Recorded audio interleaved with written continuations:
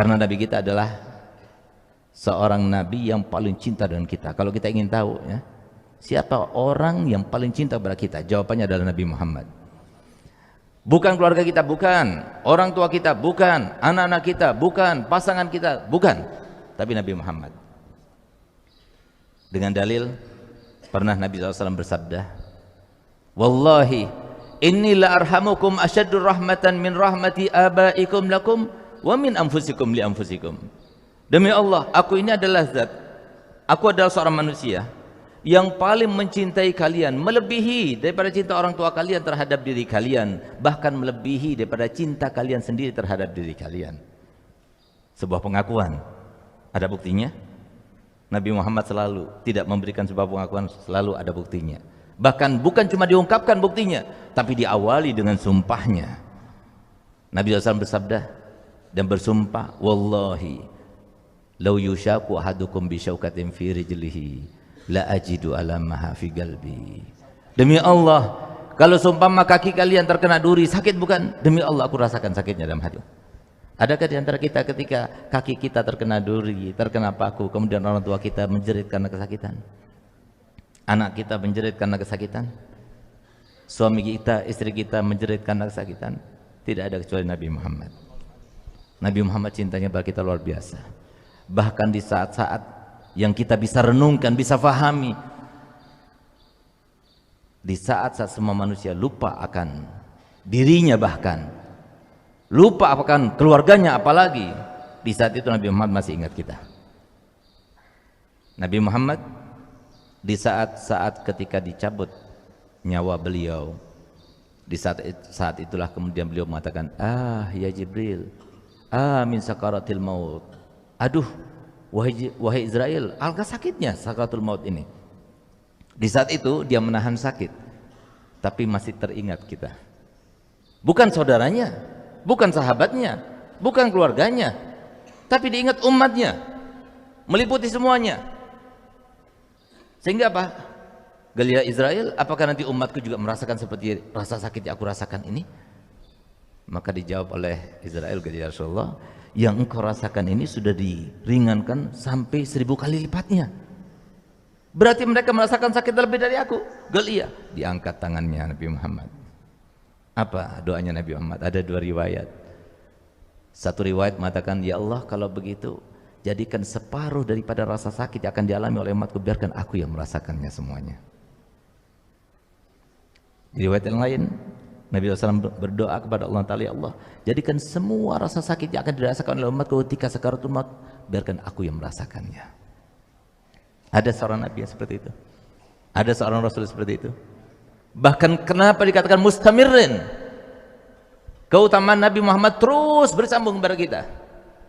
Siapa yang berdoa kepada Allah Ta'ala sehingga kita satu-satunya umat yang masih ada hubungan dengan Nabi Muhammad? Kenapa Nabi Muhammad mengatakan dalam hadisnya bahwasanya aku ini sangat tahu dengan nama kalian dan nama-nama orang tua kalian? Bagaimana Nabi SAW tahu? Seorang manajer, seorang bapak Kapolres misalnya, seorang pejabat, belum tentu dia tahu dengan nama bawahannya. Tapi Nabi Muhammad, beliau katakan, aku tahu dengan nama kalian semuanya dan nama orang tua kalian. Kenapa? Karena Nabi Muhammad telah berdoa. Walaupun Nabi Muhammad sudah meninggal dunia, tapi ada hubungan dengan umatnya. Untuk apa? Untuk selalu mendoakan. Sehingga apa yang diminta oleh beliau, yang kemudian diijabahkan Allah Ta'ala, sehingga setiap hari Kamis ketika catatan amal ibadah kita ditutup, kemudian disodorkan pada Allah, sebelumnya disodorkan dulu kepada Nabi Muhammad. Wajib disodorkan dulu kepada Nabi Muhammad. Malaikat datang, ya Rasulullah, ini amalnya umatmu fulan bin fulan, dilihat. Kalau isinya baik semuanya, tersenyum Nabi Muhammad. Semoga kita termasuk yang bikin senyum Nabi Muhammad. Tapi kalau ternyata 1 minggu ini kita banyak melakukan dosa, Nabi Muhammad mengangkat tangannya, lalu Nabi Muhammad, Allah maghfir lahu, ya Allah ampunilah dosa-dosanya. Setiap minggu kita dapat doa dari Nabi Muhammad. Adakah seorang alim, seorang guru yang mengingat kita sampai sebegitunya? Kecuali Nabi Muhammad, kecuali Nabi Muhammad, kecuali Nabi Muhammad. Nabi kita Muhammad adalah seorang nabi, nggak pernah tersenyum kecuali untuk kita. Bahkan Nabi Muhammad berkorban untuk biologis kita, kebutuhan kita. Sehingga suatu waktu pernah Nabi SAW melaksanakan sholat subuh dalam keadaan lambat gerakannya. Bahkan ada bunyi-bunyi entah dari mana berasalnya. Setelah beliau melaksanakan sholat rampung, kemudian sahabat-sahabat yang besar datang kepada Nabi Muhammad, mengelilingi Nabi Muhammad. "Ya Rasulullah, apakah engkau sakit?" Begitulah para sahabat Nabi sangat risau, galau pikirannya kalau sudah terkait dengan Nabi Muhammad, dan senang gembira kalau melihat wajah Nabi Muhammad bergembira. "Tidak, aku tidak sakit. Tapi kami melihat gerakanmu sangat lambat ya Rasulullah, enggak seperti biasanya. Bahkan kami dengar ada suara bunyi-bunyi di dalam tubuhmu, aku tidak tahu dari mana asal bunyi-bunyi itu ya Rasulullah." Kemudian Nabi Muhammad berdiri, dibuka bajunya, ternyata Nabi Muhammad mengikat perutnya dengan 3 batu. Maka kemudian ditanya, "Kenapa ya Rasulullah engkau ikat perutmu dengan 3 batu itu?" Apa jawab Muhammad? "Iya, karena perutku ini sudah tidak kemasukan makanan sudah lebih dari 3 hari 3 malam." Menjerit sahabat Nabi. "Ya Rasulullah, fidaka abi wa ummi summa nafsi." Tebusanmu wahai Nabi, itu adalah orang tuaku, bahkan diriku sendiri. Biarkan kami yang lapar, biarkan kami tidak makan, jangan engkau dan keluarga kamu yang tidak makan. Kenapa kau tidak beritahukan kepada kami kalau di rumahmu itu tidak ada makanan? Apa jawaban Nabi Muhammad? Tidak akan pernah aku lakukan yang semacam itu. Apa kata Allah kalau aku membebani umatku? Biarkan aku jadikan apa yang terjadi pada diriku adalah hadiah daripada Allah, dengan harapan tidak ada seorang pun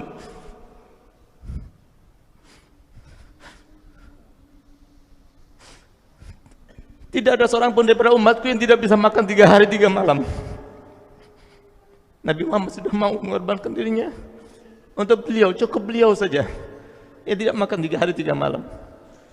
Bahkan diriwayatkan bahwasanya beliau 2 bulan berturut-turut sebelum akhir meninggalnya, di akhir-akhir umurnya, 2 bulan berturut-turut itu tidak ada api yang menyala di rumahnya. Yang dimakan itu cuma kurma dan air. Kenapa Nabi Muhammad mau rela semacam itu? Pertanyaannya, kenapa Nabi Muhammad rela seperti itu? Jawabannya adalah supaya umatnya yang miskin jangan kecewa. Kalian jangan kecewa. Miskin di dunia biasa, tapi jangan miskin di akhirat nanti. Kalau kamu merasa miskin, ketahuilah bahwasanya Nabimu lebih miskin. Nabi Muhammad yang disodorkan padanya kekayaan dunia, tapi beliau tahu kenapa? Karena dia ingin supaya umatnya semuanya merasa bahwasanya dirinya seperti Nabi Muhammad, seperti nabinya. Itulah Nabi kita Muhammad. Tapi ternyata kita yang dicintainya oleh Nabi Muhammad tidak peduli dengan Nabi Muhammad. Kenapa demikian? Kenapa saya katakan banyak sekarang umatnya yang dicintai oleh Nabi Muhammad, diperhatikan oleh Nabi Muhammad, dipedulikan oleh Nabi Muhammad, didoakan oleh Nabi Muhammad, baik di masa hidupnya, setelah meninggalnya. Bahkan pertama kali ucapan yang keluar daripada beliau setelah dibangkitkan nanti adalah ummati, ummati. Tapi ternyata kita tidak perhatian dengan Nabi Muhammad. Kenapa saya katakan demikian? Karena Nabi Muhammad manusia biasa, sama seperti kita. Sebagaimana kita punya cita-cita kan? Kita punya keinginan kan? Kita punya harapan kan? Kita punya kehendak kan? Nabi Muhammad juga punya. Nabi Muhammad juga punya cita-cita. Nabi Muhammad juga punya kehendak. Nabi Muhammad juga punya harapan. Nabi Muhammad juga punya keinginan. Kita ingin tahu bagaimana cita-cita Nabi Muhammad, kehendak Nabi Muhammad, keinginan Nabi Muhammad, harapan Nabi Muhammad. Harapan beliau adalah tidak ada seorang pun daripada umatnya kecuali masuk surga bersama Nabi Muhammad.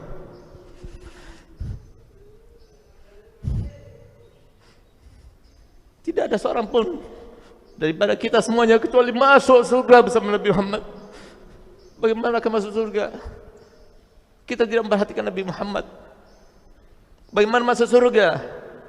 Padahal Nabi Muhammad katakan, "Ala inna sil'atallah ghaliyah." Ketahuilah bahwasanya barang yang dijanjikan oleh Allah dengan kalian sabar hadir majelis taklimnya, dengan kalian sabar melaksanakan salat 5 waktunya, dengan kalian sabar menjadi anak berbakti pada orang tuanya, dengan kalian sabar berbakti pada suaminya, dengan kalian sabar menyantuni anak dan keluarganya, dengan kalian sabar menghormat pada tetangganya.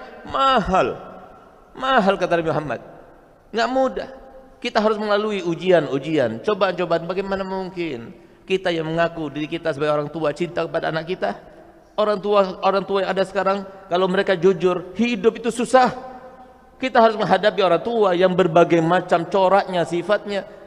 Harus kita menghadapi seorang guru, harus kita menghadapi seorang tetangga, harus kita menghadapi kesehatan kita, ekonomi kita dan sebagainya. Semua itu membutuhkan kepada kesabaran dan ilmu serta pedoman. Bagaimana kita mengaku cinta pada anak-anak kita kalau kita tidak pernah menanamkan pedoman yang sudah diajarkan Nabi Muhammad SAW?